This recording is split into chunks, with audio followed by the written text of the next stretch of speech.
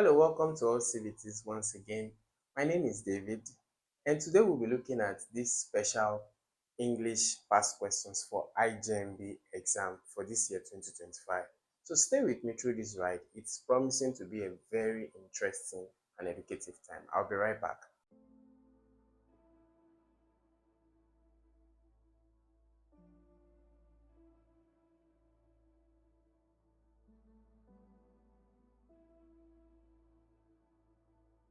Welcome back.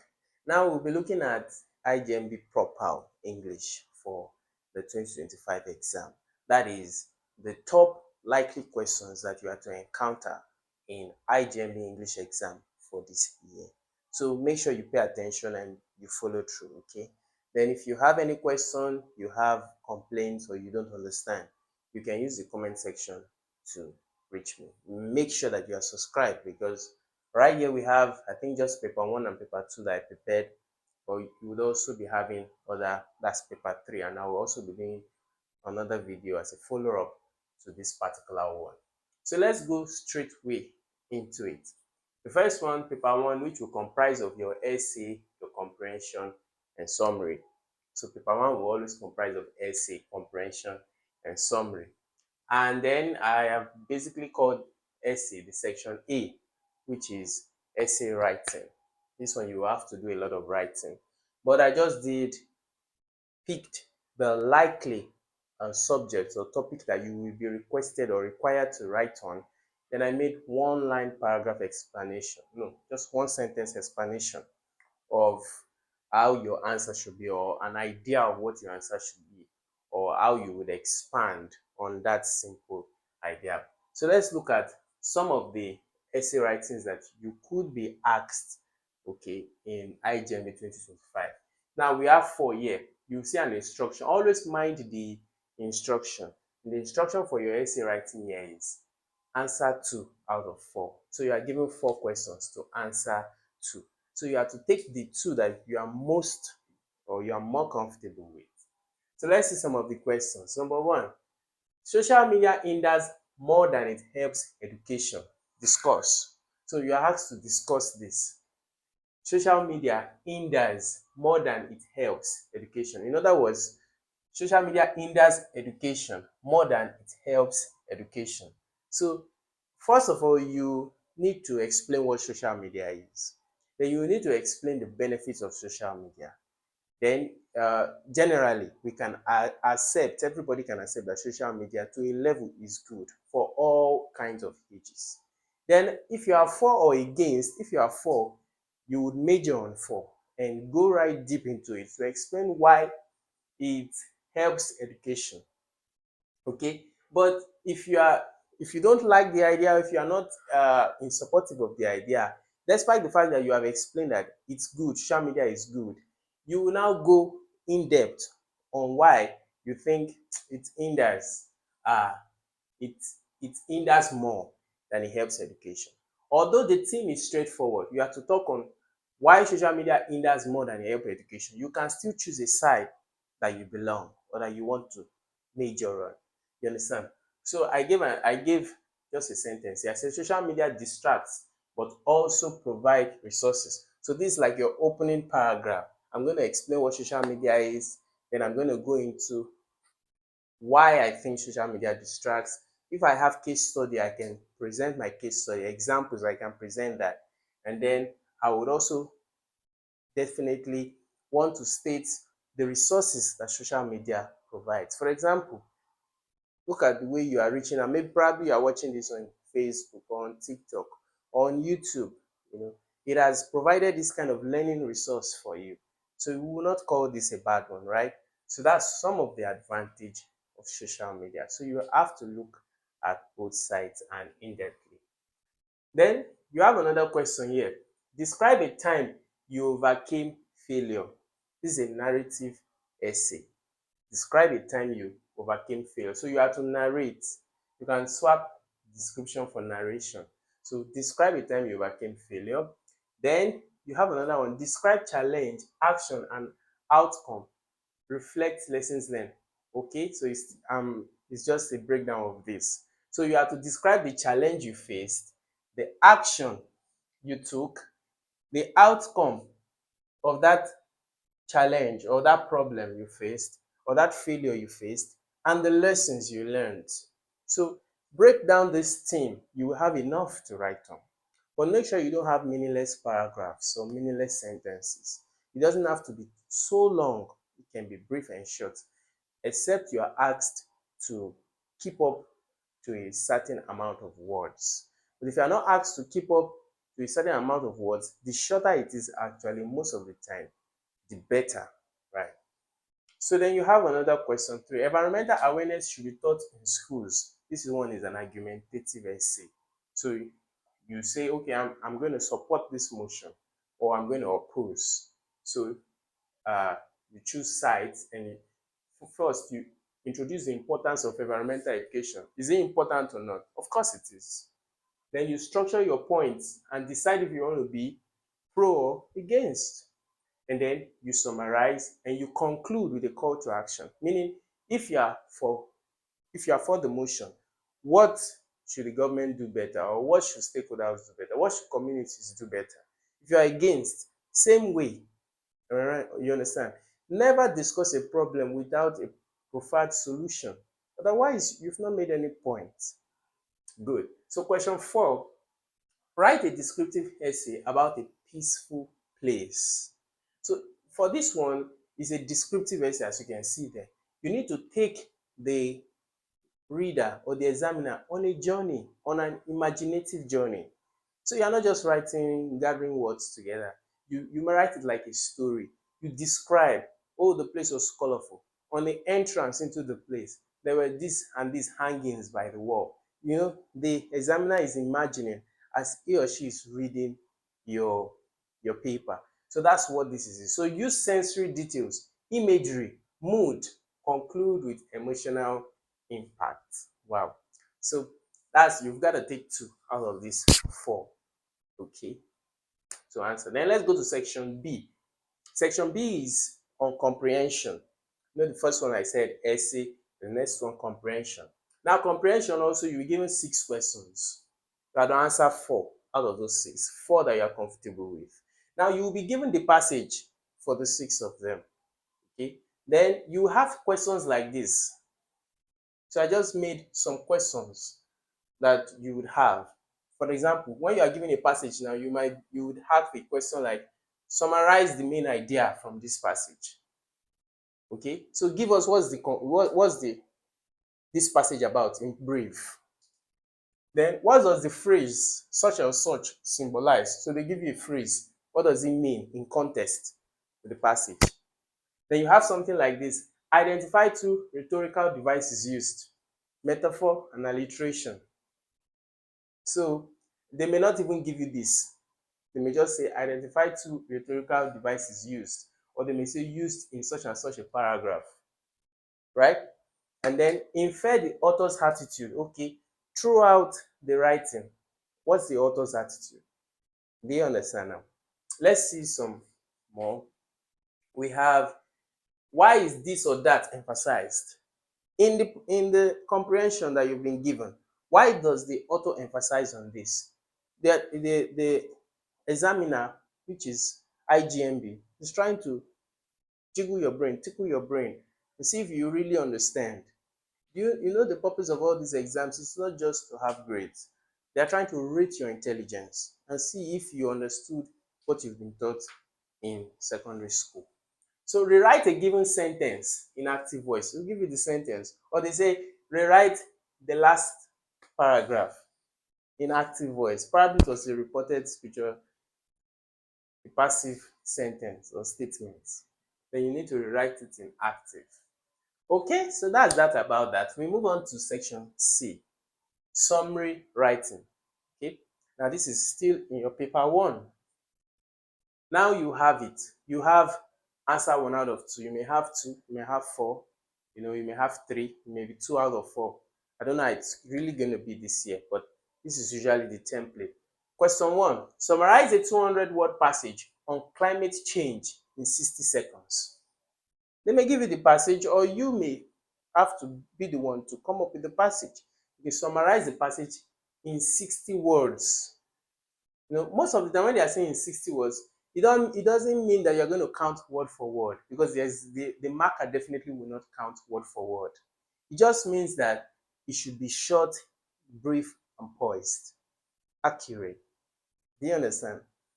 Then what do you need to do in that 200-word passage? You condense the key points, condense or compress.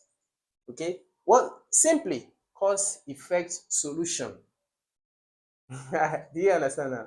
Well, what's causing climate change? That's what the subject is about. What causes climate change? What is the effect of climate change in our society or in our world?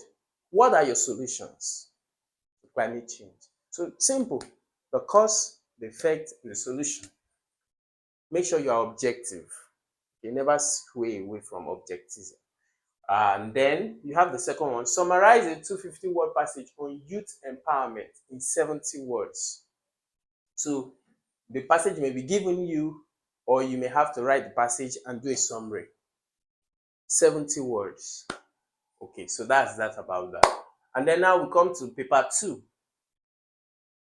This paper 2 is usually on prose, African prose, non-African prose here. So we have African and non-African prose. So let's see some examples. Okay, it's usually like answer 3 out of 6. These are some of the literatures that might be given to you. In fact, very likely one of these will be there, or 2 of them. So we have Things Fall Apart, Lord of the Flies, Invisible Man, and Wuthering Heights. So I'm sure the one for this year has already been stated. So go and read those literatures and use these questions to reason in line with this kind. That's why we are giving you some of these, so that it can give you an idea of how IJMB will set the English question, so that you don't meet a kind of thought that is unknown, you've never seen before. So that's why you have this. So Things Fall Apart. Analyze Okonkwo's tragic flaw. Analyze the flaw of one of the main casts or crew in the literature. Things Fall Apart. So Lords of the Fly. Explain such and such a thing. Invisible Man. What does invisibility mean in the text? That's in relative to the literature. Wuthering Heights. How does the moorland setting reflect themes? Do you get that now? Aha. Then you have drama. Answer 2 out of 4. Let's see some examples that you might have. Merchant of Venice. Read many of these ones. So maybe not even in senior secondary school, in junior years. We read a lot of this in school. Merchant of Venice, The Island, Every Man, So you would also get questions from them. All right. Probably we'll do another brief video. If you want us to, you can request in the comment section a brief video on the literature for this year with questions that are very likely to pop up from them. And then let's see section C, poetry. You'll be requested to answer probably 3 out of 6. And let's see, you have question 21, analysis of metaphor and tone in a poem stanza. So you'll be given a poem. You see, I wrote there. A poem will be given to you. Then you might ask to analyze the metaphorical tone of the poem. Then you might be requested to give the structure or the rhyme scheme of that poem. You might be requested to give the theme. Is it a sorrowful theme? Is it a joyful theme? You might be requested to give that. Then the tone shift and the symbolism. What does such and such a word mean? Or what does the writer mean when he or she says this or that? So a poem will be given to you in the section of poetry, and then you'll be questioned from that particular poem. Now let's jump to question 29. So all these other ones now are just 1 or 2 singular questions. Use albeit in a sentence. Albeit or albeit. So I gave you an example. The project was successful, albeit delayed by a few weeks. Okay, so that means something good happened, but then there was a negative, or there was a clause. See, it was not all rosy. it was not all this tone. There was a tone, a good tone or a bad tone, and then there was a bright tone ending it. So it's usually used to connect two contrasting situations. So the project was successful, albeit delayed by a few weeks. And then identify the error in this statement and correct it. The committee have arrived, have met, sorry.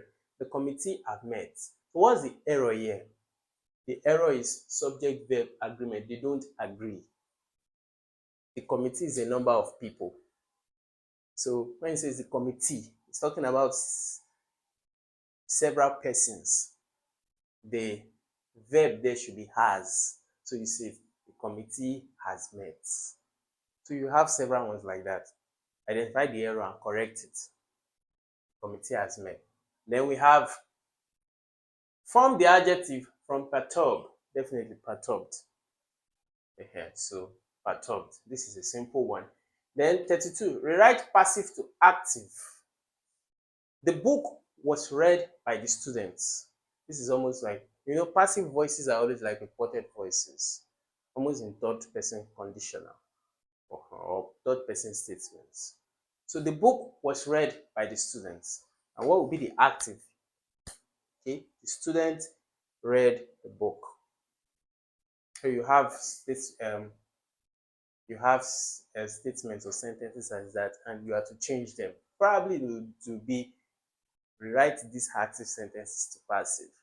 But for this one, we are doing passive to active. And then 33. Convert direct to indirect speech. Direct speech to indirect. So what's direct speech? She said, I will attend the lecture tomorrow. That's the direct speech. Now you want to convert it to indirect speech. She said that she would attend the lecture the next day. You can't say tomorrow because many people will make that mistake. Many people will say, she said that she will attend the lecture tomorrow. No, it's the next day. Okay, so that's converting from direct. This is direct speech to an indirect speech. And then 34. Give an example of formal versus informal register. Okay, so formal when you are dealing with probably official corporate person, in a corporate setting, official setting. Formal, I regret. You definitely must have heard this before. I regret to inform you. You understand? Or I'm afraid it's going to rain. Yes. I personally don't like using all those. I just think they are unnecessary, but that is it with English language. So this is a formal register. I regret to inform you that the meeting has been cancelled. Something that you should just say, sorry, the meeting is off. But the meeting will no longer hold. That's informal. So informal is maybe you are talking to your friend now. Sorry, the meeting is off. But if you are to write it, maybe you are writing a letter to the commissioner of the state and you want to tell him that the proposed meeting would no longer hold. You will not tell him, sorry, commissioner, the meeting is off. You say, I regret to inform you that the meeting has been cancelled. And question 35. Identify and correct a run-on sentence. What's a run-on sentence? I did a little explanation here. A run-on sentence happens when two or more independent clauses. What are independent clauses? Statements that can stay on their own without a dependency or a continuity.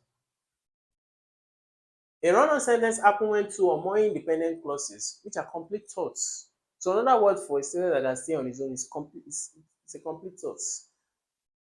The boy likes the ball. Complete thoughts are joined together without the correct punctuations or leaking word. It makes the sentence hard to read or confusing. For example, now she loves poetry. She writes every day. This is such a kind of sentence. Confusing. You don't understand what this is. So you have to correct it. It says she loves poetry and she writes every day. Or you can say she loves poetry, she writes every day. There are two independent clauses or sentences. They can stand on their own. So You see that that has been corrected. And then 36, proper use of semicolon. I actually had to pick out some of these questions so that different ones, because you will see, a little here, a little there. So at least I gave you a taste of each, so that when you see them, you would have been a bit familiarized with them. So proper use of semicolons. I went to the market, however, it was closed. So I'm the one who put the punctuations. You will just be given a straight statement, a straight sentence. You are now to put the correct punctuations. So I went to the market, semicolon, however, comma, it was closed. Then 37, define simile with an example. What's simile? The simile is use of like, as, in comparison, when you are comparing something. Okay? As bold as a lion. Okay? A smile was as bright as the sun. The boy runs as a cheetah. Do you understand that? When you're comparing two things or describing two things, you use simile. It's a comparison that uses as or like. Now there is a comparison that you must not use like or as, and yet it's a figure of speech. Please state it in the comment section. Okay, and then let's go to 38. What is personification? Simply giving a human quality to a non-human being or a non-living thing or a non-human thing. Okay, describing a thing as a human. For example, the wind whispered through the trees is humans that whisper, right? So the wind whispered through the tree. So this is whispering is the quality of humans. So attributing it to a non-human or a non-living thing is personification. 39, as we get ready as we begin to wind down, example of irony in literature. Excuse me. In Romeo and Juliet, this is an example. I gave an example of irony. You might be asked, give an example of irony. Use it in a sentence. So in Romeo and Juliet, I can say in Romeo and Juliet story, the audience knows Juliet is alive, but Romeo does not. It's an irony. Okay. And then question 40. What is an hyperbole? An hyperbole is an exaggerated statement not meant to be taken literally. What is literally? It means word for words or in the context of the word or just as it is read. That's what literally means. So an exaggerated statement not meant to be taken literally, just a figure of speech. An example, I've told you a million times. You understand that? Can you tell him, he or she, a million times? No, it's just like an overkill, an overemphasis. It's used to overstate. Do you understand that now? Okay? Define oxymoron. A figure of speech combining contradictory terms. When you are using um, a speech that has opposing terms. I gave an example here, bittersweet. We use this a lot, meaning what this just simply means is that the situation was good and not good. There were good tones to it and bad tones to it. Good stuff happened and bad stuff happened. So you say bittersweet. Okay, so oxymoron, a figure of speech combining contradictory terms. And then we have what is alliteration. We saw something like this before. Repetition of the same consonant sound at the beginning of maybe a string of words. For example, something like all these rhymes. For example now, okay? Peter Piper picked a peck of pickled pepper. Yes, so the consonant sound is in all of them. So a repetition of the same consonant sound at the beginning of nearby words. Peter Piper picked a peck of pickled peppers. Even I find it difficult to. Okay, and then 43. Identify the literary device in heaven help us, or heaven help those who help themselves. It's an apostrophe, not the punctuation apostrophe. Okay, this is also just a um, type of speech. So an apostrophe, which is a direct address to a higher power of being. Yes, that is addressed to a being, or to some to a superpower, or meta power. It's apostrophe. Okay, then 44, ellipsis. Use ellipsis properly. This is a question you might get. Use ellipsis properly in a sentence. So what's the ellipsis?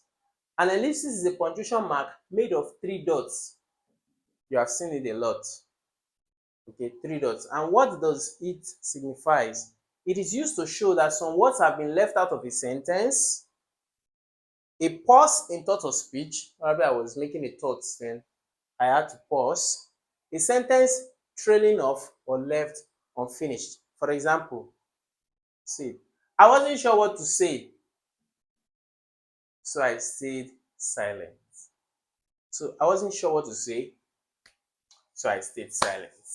So it just shows that there was a brief moment of silence. All right.